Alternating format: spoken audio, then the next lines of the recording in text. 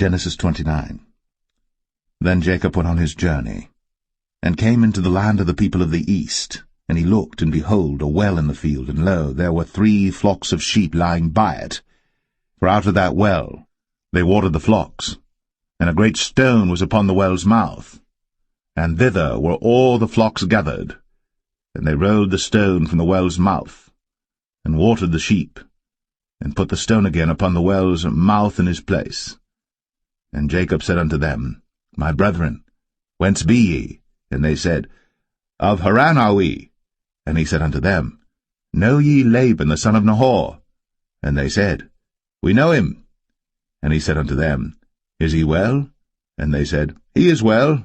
And behold, Rachel his daughter cometh with the sheep. And he said, Lo, it is yet high day, neither is it time that the cattle should be gathered together. Water ye the sheep, and go and feed them. And they said, We cannot until all the flocks be gathered together, until they roll the stone from the well's mouth. Then we water the sheep. And while he yet spake with them, Rachel came with her father's sheep, for she kept them. And it came to pass, when Jacob saw Rachel the daughter of Laban his mother's brother, and the sheep of Laban his mother's brother, that Jacob went near, and rolled the stone from the well's mouth, and watered the flock of Laban his mother's brother. And Jacob kissed Rachel, and lifted up his voice and wept. And Jacob told Rachel that he was her father's brother, and that he was Rebekah's son. And she ran and told her father. And it came to pass, when Laban heard the tidings of Jacob his sister's son, that he ran to meet him, and embraced him, and kissed him, and brought him to his house. And he told Laban all these things. And Laban said to him, Surely thou art my bone and my flesh. And he abode with him the space of a month. And Laban said unto Jacob, Because thou art my brother, shouldest thou therefore serve me for naught? Tell me, what shall thy wages be? And Laban had 2 daughters. The name of the elder was Leah, and the name of the younger was Rachel. Leah was tender-eyed, but Rachel was beautiful and well-favored. And Jacob loved Rachel, and said, I will serve thee 7 years for Rachel thy younger daughter. And Laban said, It is better that I give her to thee, than that I should give her to another man. Abide with me. And Jacob served 7 years for Rachel. And they seemed unto him but a few days, for the love he had to her. And Jacob said unto Laban, Give me my wife, for my days are fulfilled, that I may go in unto her. And Laban gathered together all the men of the place, and made a feast. And it came to pass in the evening, that he took Leah his daughter, and brought her to him, and he went in unto her. And Laban gave unto his daughter Leah Zilpah his maid for an handmaid.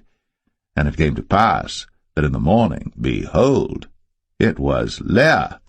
And he said to Laban, What is this thou hast done unto me? Did not I serve with thee for Rachel? Wherefore then hast thou beguiled me? And Laban said, It must not be so done in our country to give the younger before the firstborn.